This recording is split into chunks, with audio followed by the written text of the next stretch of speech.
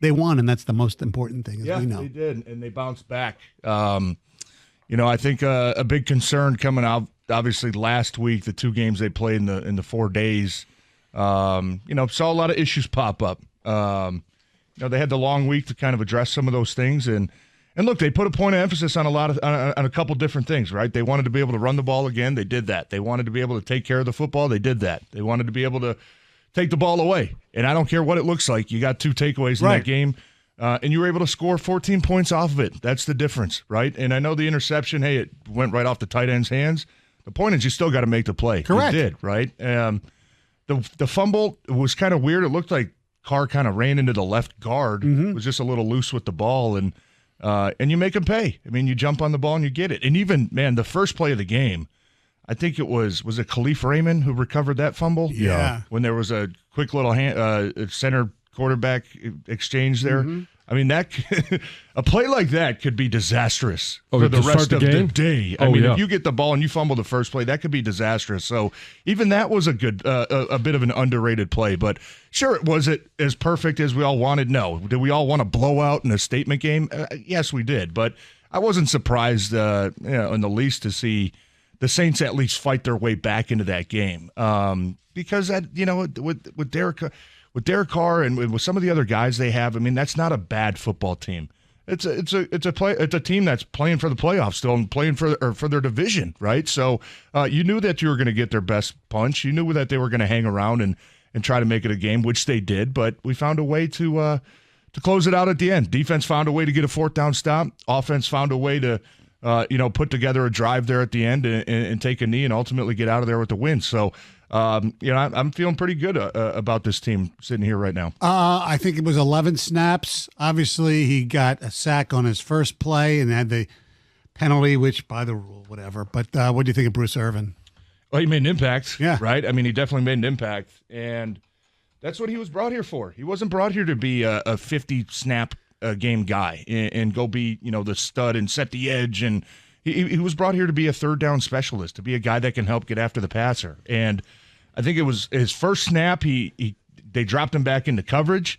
So it's kind of like maybe that was a design, like, hey, just get your feet back under you. We don't want you to, go do too much on the first snap. And then I think it was the second snap where he had the sack. And look, I think that was a lot of that had to do with Aiden Hutchinson. I mean, he made a great move on the other side. I think he had a spin move. That's the whole point of having somebody opposite him. Exactly, somebody that can finish. And Bruce Irvin just kind of a natural speed rush around the edge, and Hutchinson did his job and allowed Bruce to get the sack there. And then that hit, I mean, I know that they're calling that a penalty. That was a violent hit. I mean, he destroyed Derek Carr. I know. And I know it probably looked literally. It probably looked even better on TV. I'm just telling you in person. It was one of those like, ooh. I mean, it was a massive hit. And Bruce hasn't played football in a while. I'm sure his adrenaline was pumping and he wanted to make an impact. And he probably will tell you that, yeah, I know the rule. I got to somehow try to roll and contort my body so I don't land on him. But you know what? That's an impact play. Yeah. And I'm not promoting going out there and trying to intentionally hurt people, but that was an impact play in that game. I mean, you threw a big hit on Derek Carr, and who knows if Derek Carr even got hurt when he landed. He could have got hit on the initial contact, right? So I thought it was a good debut. I thought it was exactly what they needed from him, and hopefully his snaps and his playtime continue to increase as the more he gets comfortable with the defense, the more he gets into shape. Speaking of hits, did you have a good view of the guy on the chain gang? Oh, yeah. I was about probably 10, 15 yards away. I saw him get hit. Right away, it was like, oh, boy, because you see that almost every game where somebody on the sidelines takes a shot. And you keep reminding people, man, you got to keep your head up down there. These guys are fast, and they're big. And I kind of wandered over there during the timeout, and, yeah, that was nasty. His leg was just kind of sticking out sideways, and he was in a lot of pain. And poor guy, man. I was talking to one of the doctors. They had to, literally snap his tibia and fibia back into place, because his knee just popped out. I got an update this morning from somebody that said, I don't know where they got this information, but they said that guy's expected to make a full recovery and no surgery, which is crazy too, by the way you looked at his leg. But that was nasty, man. And you know what? Why are all chain gang guys either old or out of shape? Well, what are you calling him? What are you calling him? It's like Stoney out there doing a chain gang in an NFL game, and you expect these guys to get out of the way. Well, can we get some athletes out there? well, TJ, John makes fun of me because I'm at the point now where it's 2023. Do we really need a chain gang? They can't figure out a way. They put a chip in a football or something to measure. I don't know. You got to have a visual for the fans. Yeah, the tradition and the players too. I think that's they don't show the yellow line in the stadium. I'm not sure if you're aware of that. It's a visual key for players too, knowing where the sticks are. And it's man, that was gross. But I'm glad that guy was okay because he was in a lot of pain, man. So again, talking about the defense, though, now that we've seen Bruce Irvin can have an impact, we'll see if he can do that week in, week out. Josh Paschal's got some reps and some games under his belt. Hopefully we get C.J. Gardner-Johnson back soon. He keeps talking about that. And then obviously, we're hoping for James Houston as well at some point in December. Is it possible that this defense, if you're able to get all of those guys back and all playing at a good level, I'm not going to say James Houston's coming back and playing like he did last year, or CJ, yes, it's not a leg injury, so he can be running around doing things. He's going to have to get back into game shape, but can this defense be much better than it is right now with the personnel that's on the field now versus what you might be able to get back? Yeah, I think they have to.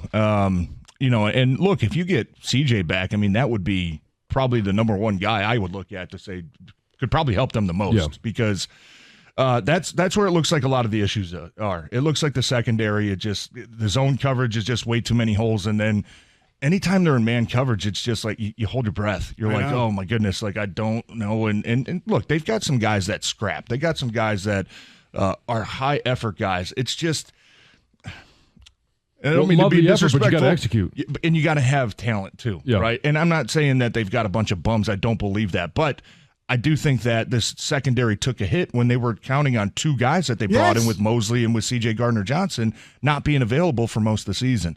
Now, you've had other guys step up and play admirably, right? But I think that secondary you just look at and you're like, man, no matter – and you can blame it on the coach sometimes, but I'm watching these games and I'm like, I don't know what else Aaron Glenn's supposed to do. I mean, he's rushing 6, he's rushing 3, he's playing zone, he's playing man.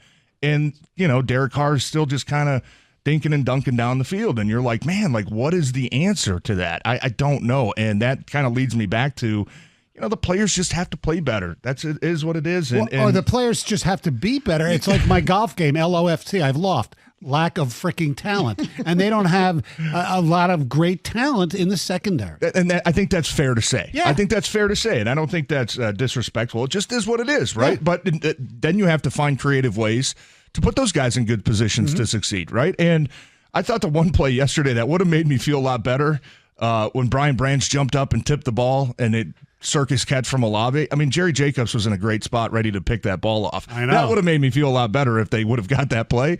I would have said, okay, maybe the secondary, they're making plays. But I think if you're in Glenn, you just continue to find ways to be creative with these guys, right? Keep finding ways to implement some of the unscouted looks that we saw yesterday on some of the third downs where you've got 8 guys at the line of scrimmage and the Saints are kind of having to guess who's blitzing and who's dropping and where the coverage is going to be. You have to find ways to be creative with that. But it also it all marries up. I mean, you certainly got to get a pass rush. I mean, Bruce Irvin and James Houston coming back will help those guys. It'll help. The quarterback's not going to have enough time to find all these guys sitting down in the holes in the zone and put your defensive backs in a position where they've got to be in man coverage for 4, 5, 6 seconds. The pass rush was better yesterday, but it certainly still has a lot of room to improve.